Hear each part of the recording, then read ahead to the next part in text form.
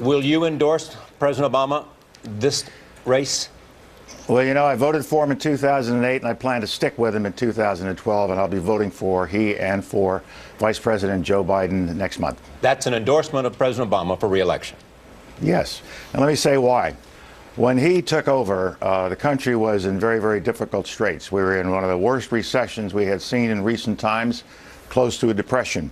The fiscal system was collapsing. Wall Street was in chaos. We had 800,000 jobs lost in that first month of the Obama administration, and unemployment would peak a few months later at 10%. So we were in real trouble. The auto industry was collapsing. The housing industry was starting to collapse, and we were in very difficult straits. And I saw over the next several years stabilization come back in the financial community. Housing is now starting to pick up after 4 years. It's starting to pick up. Consumer confidence is rising. And so I think generally we've come out of the dive and we're starting to gain altitude.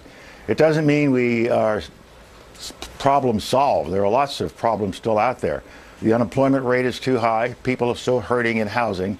But I see that we are starting to rise up. I also saw the president get us out of one war, start to get us out of a second war, and did not get us into any new wars.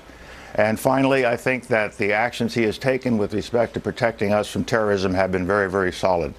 And so I think we ought to keep on the track that we are on.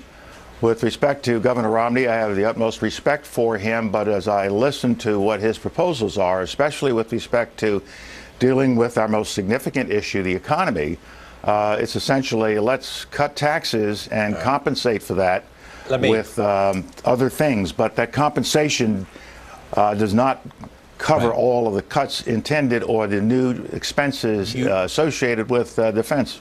I promise you, the president has a big stick.